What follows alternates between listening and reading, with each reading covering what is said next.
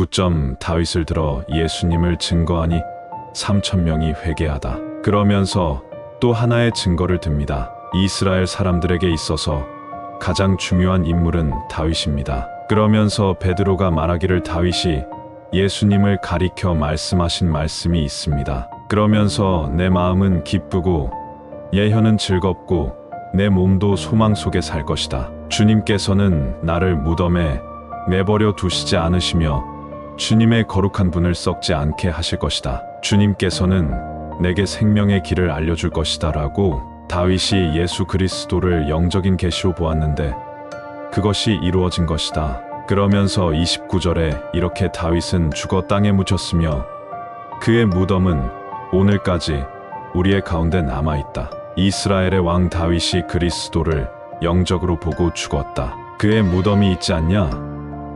사람은 누구나 다 죽는다는 사실을 말씀하고 있습니다. 그렇지만 다윗의 자손을 통해서 한 의로운 가지인 순을 하나님께서 택하셨다. 그 의로운 가지가 예수 그리스도이시며 그리스도를 통해서 다윗이 이룩하지 못했던 하나님의 영원한 나라, 하나님의 나라를 완성하셨고 그 증거가 성령의 역사고 방언의 역사다. 우리가 지금 방언을 통해 하나님의 역사를 보고 있지 않느냐 하면서 예수 그리스도를 증거하고 확증하고 있는 것입니다. 이렇게 베드로 자신을 통해서 예수 그리스도가 증거되어지는 이 놀라운 사건도 하나님의 비밀이다. 이렇게 말씀을 하고 있는 것입니다. 그러면서 결론적으로 베드로가 말하기를 이렇게 말합니다. 36절입니다. 그러므로 모든 이스라엘 백성이 분명히 알아야 할 것이 있습니다. 여러분 이 십자가에 못 박은 이 예수님을 하나님께서는 주와 그리스도가 되게 하셨다는 사실입니다. 이렇게 말씀하시면서 38절에 베드로는 결론적으로 회개하고 여러분은 각각 예수 그리스도의 이름으로 세례를 받으십시오. 그러면 여러분의 죄는 용서받을 것이며 성령을 선물로 받게 될 것입니다. 그러면 이 악한 세대에서 구원을 받게 될 것입니다. 그리고 이 설교를 들은 사람들이 3,000명 정도가 되었는데 이 사람들이 베드로의 이 말씀을 듣고 크게 감동을 받아서 회개하는 구원의 역사가 선포되어지는 놀라운 역사가 사도행전 2장에 기록되어져 있습니다. 그리고 믿는 사람들은 사도들의 가르침을 받으며 서로 교제하고 빵을 나누어 먹고 기도하는 일에 힘썼다고 했습니다.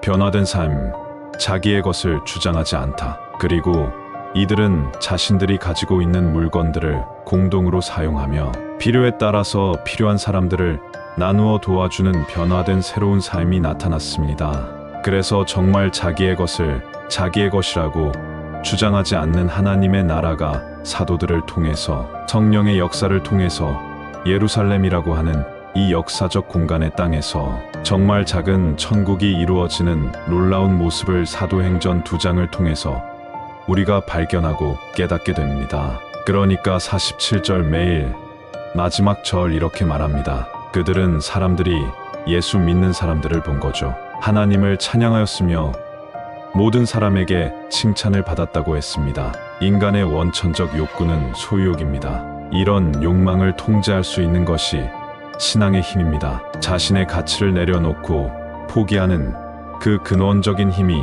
영적인 변화의 힘입니다. 기존의 모든 가치를 포기하는데도 전혀 아까워하지 않는 새로운 삶 말입니다. 그렇다고 모든 것을 공동으로 쓰자 소위 공산주의를 말하는 것이 아닙니다. 자원함으로 자발적인 나눔이라는 것이 변화된 삶을 통해서 더 큰 가지가 나를 휘감을 때 나타나는 감동이라 하겠습니다. 은혜의 감동 말입니다. 어느 시대나 누구에게도 필요한 하나님께서 원하시는 천국의 원형이 오늘 본문을 통해서 드러나고 있습니다. 참으로 귀한 진리의 말씀입니다. 우리에게는 이것이 없다는 게 본질적 문제입니다. 자본주의의 꾀임에 빠져서 헤어나질 못하고 있는 이 현실 말입니다. 그리고 주께서는 구원받는 사람들을 날마다 늘어나게 하셨다고 했습니다. 이게 성령이 충만한 사람들이 갖는 변화된 역사입니다. 성령의 충만한 역사가 일어나는 공동체가 갖는 영적인 신비로운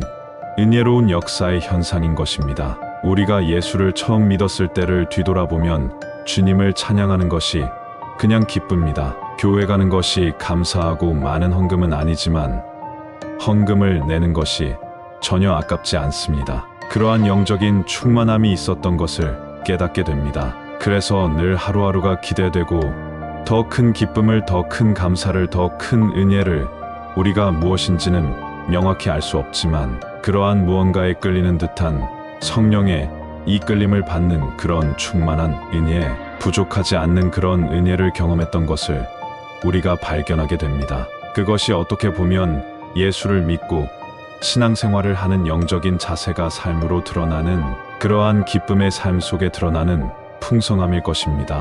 그렇지만 어느덧 시간이 지나면 그러한 것들이 정형화되고 사사로운 기쁨들, 그런 것들이 세상 속에 뺏겨버릴 때가 종종 있습니다. 오늘 사도행전을 통해서 우리가 주님의 첫사랑을 다시 한번 깨닫고 그러한 감격의 은혜가 다시 한번 일어나게 되어지기를 간절히 소망하면서 그런 한 주간 우리의 생애가 되어지기를 간절히 바랍니다. 인천 송도역 배짜마 카페에서 이종화였습니다.